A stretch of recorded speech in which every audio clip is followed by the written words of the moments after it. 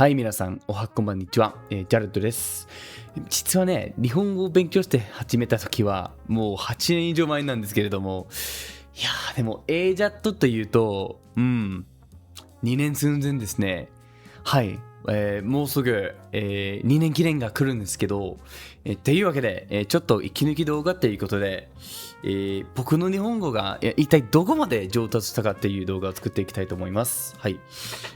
その英語でいわゆる、AJATT アップデートビデオっていうやつだね。はい。というわけで、ごゆっくり楽しんでくださいね。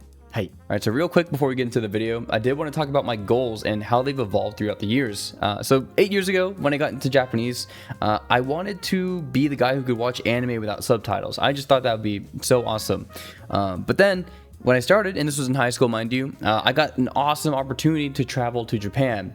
So after working through Genki 1 and 2 and feeling like, I was at the top of the world, I thought I was fluent. So imagine my shock when I get there after all of my classes, all of my textbooks, to barely be able to scrape by on surface level daily Japanese. I was crushed. Eventually, I started to realize I just need to immerse more, and that's where I landed at when I got into AJATT 2 years ago. So it's actually been nearly 2 years since my first video on this channel, where I talked about diving into AJATT after 6 years of textbook, college course, and self-study. At the beginning of this year, I set 3 primary goals for myself, and that was to read at least 30 books by the end of the year, read for a total of 1,000 hours, and also to acquire a passive vocabulary of 20,000. Knowing that my overarching goal with Japanese is to be able to use it as if it was my native language, that would mean that I need to get cracked at reading, at listening, and speaking. Writing is, I should probably learn it at some point, but with Kanji Henkan, it's not actually like super crucial for me at this point in time, but maybe I'll have a writing arc next year. During my last update video, I shared that my listening skills I had found were way ahead of my reading, my vocab, and grammar knowledge. So I decided that this year I was going to read and interact with the Japanese language as much as I could. So that led me to read for at least 3 hours each day. And I'm mining, shouldn't do this, but I've been mining every unknown word I see, or if it's like super rare and obscure, I'm just marking it in Migaku. Yeah, don't do it. Look at this. It's on the screen now. 4,600 cards of backlog. It's terrible. But all the words in there are useful. They're my babies. I have separation anxiety, so here we are. Hello everyone, Editor Jared here. Ignore everything this bozo's saying on screen right now. I actually just went ahead and deleted my backlog, and we are back to a fresh start, and it feels so much better. So, yep. I try to be very consistent with my reading, but every other night, I may put on 2 or 3 episodes of anime. Now, this ranges from slice of life to action to, stuff like Dandadan, Jujutsu Kaisen. And those have been pretty good watches. So I would say that with my listening, there's not too much of a barrier there. It's really just a vocabulary issue, which through a lot of reading, I have noticed that my vocabulary, my known words, has been starting to shoot up a bit, which has been pretty nice. I'm pretty happy with my pitch and pronunciation, but something I've wanted to work on a little bit more is actually putting together Japanese sentences more effortlessly. But without real conversations or a natural speaking environment, this is something that's really hard to improve on. I found that language exchanges with real-time feedback have been massively helpful for me, especially if your language partner isn't afraid to hold back, which brings me to today's sponsor, italki. For those of you who don't know what italki is, it's an online language learning platform that offers personalized one-on-one lessons with native-speaking teachers, and it's something I've genuinely found useful for my Japanese practice. 最初のホームステイの時は全然日本語がわからなかったけど、その後どうやって勉強したんですか？何千時間で好きなアニメ、ドラマとか小説を読んでとか聞いたり、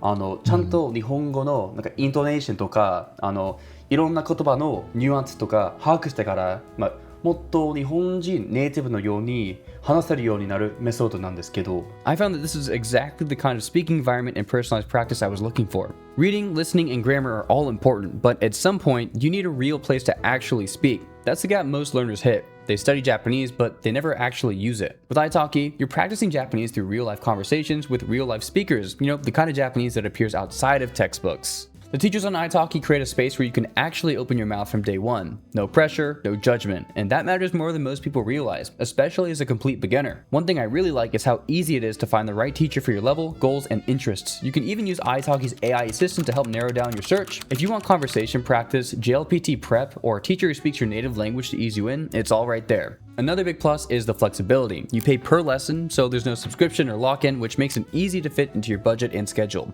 If you'd like to improve your Japanese or any other languages, then try italki out. You can check out the link down in the description to start your language learning journey. You can buy $10 and get 5 off your first lesson when you use my exclusive code JARED4. Just keep in mind this offer is only valid for the first 50 users, so hurry up and grab it while it lasts. Big thanks again to italki for sponsoring today's video. Now in terms of what I've actually been immersing in, here is everything I've read so far this year. You may notice a trend that like 90% of these books are from the same series, Honzuki no Gekujo, or Ascendance of a Bookworm. Really great series, by the way. It is a bit slow paced, there's like 30 plus volumes, but it is great. They've also got season 4 of the anime coming out, so you should definitely give it a read and a watch. Most of the books I'm reading are in EPUB format, and I'm reading them on a 2-reader in tandem with awesome plugin WhisperSync. It syncs up the audiobook with the physical text in your EPUB so that it highlights it as you go along, which kind of makes it easier to keep pace and read faster in my opinion. Now of course I am still doing some raw reading. I don't want to try to lean too heavily on audiobooks, although they're very nice. I also want to make sure I'm like getting a good balance of non-fiction vocabulary, so I have been reading NHK News articles on the side. On top of this, I do plan to read a series 86 after I finish Honzuki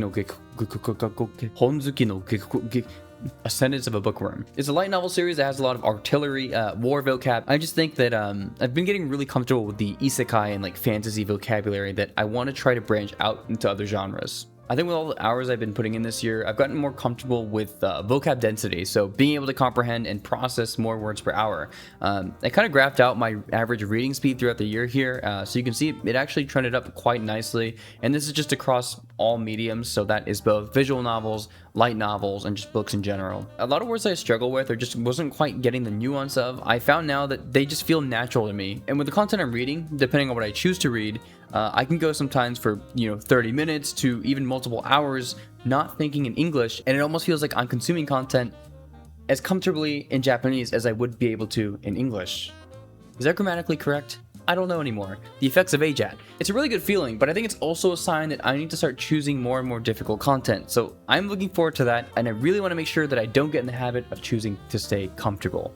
I want to push myself because that's where I learn the most words, that's where I see the most unknowns, which then can help my brain find patterns and turn those unknowns into knowns. Other than books, I've also been playing a lot of visual novels. I'm currently doing a run through Persona 4 Golden, and this isn't a visual novel, but a Cyberpunk 2077 in Japanese. Yeah, but on the screen right now is my average comprehension for the primary pieces of material I'm immersing in. In terms of other tools I'm using, Game Sentence Miner is a really great tool. It's what I've been using to plug into Persona 4 Golden, Cyberpunk for example, and loop that into my Migaku clipboard where I can then mine the sentences. Where's the proof? Where's the proof? Can this guy actually read? I don't know, let's find out. I'm gonna read a few sentences here, and then we'll do like a JLPT mock like kanji quiz, and then I think that'll be good. I don't want to take too long. 私的な報告会が終わり、会議室にざわめきが戻る。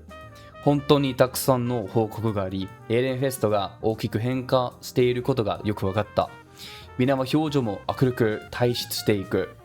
ローゼマイン、フェルディナンド、その他らは私の執務室に移動だ。新店長と新館長への話がある。私はフェルディナンドと、ジルベスターに呼ばれて会議室から領主の執務室へ移動した。側近たちも共にゾロゾロとついてくる。領主の執務室には、立派な本が一冊とその上に手紙があった。私がその本に目を奪われていると、ジルベスタが片方の眉を器用に上げて本を見やる。So yeah, there's a few sentences. Let's go on to kanji. Okay, let's run through a quick JLPT and one kanji exercise. Okay, this is fine. Yes. Let's do this one. And what was the one?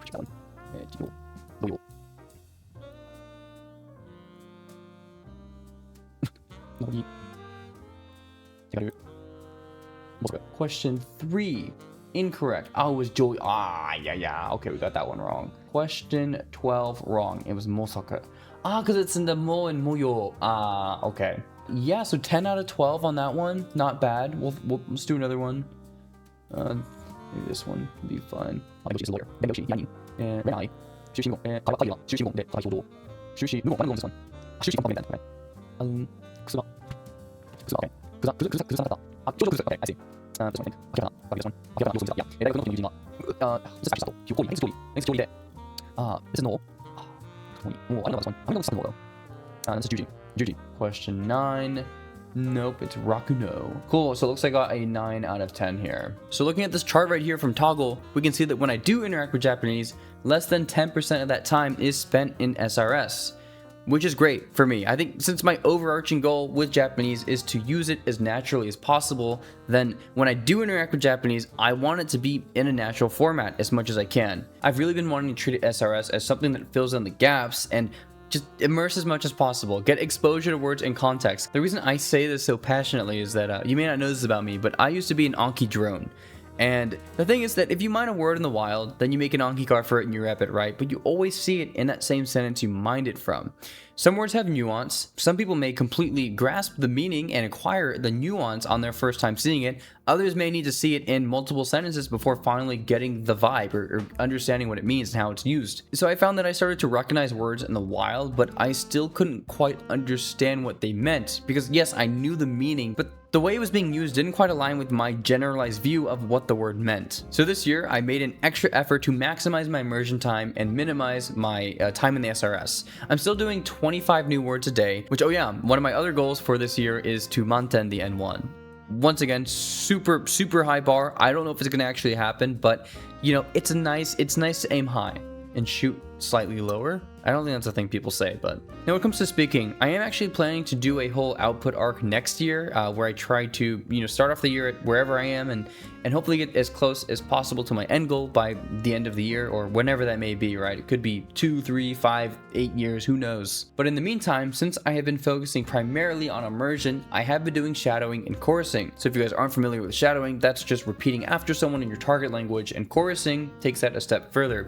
You record yourself shadowing, then you layer yourself talking over the native speaker, and you just repeat that process over and over again until your sounds are as close as possible to the native speakers. I've also found that the shadowing and the chorusing has really helped with my pronunciation. One thing that will forever haunt me is social anxiety though. It's tough in English and even tougher in Japanese, but I do think I'm starting to get a little bit better, and I think that's going to massively improve when I do my output arc next year where I try to speak as much Japanese as possible every day. So we'll see. One thing I found super helpful this year was to do research on the stuff I was immersing in. So you may have people saying that a piece of media is like goated for immersion. It's great. It's really easy to read. It's really easy to watch. But it's not going to be for everyone. Like even if something's really good, there might be that, 3 to 4% of people who just don't vibe with it for whatever reason.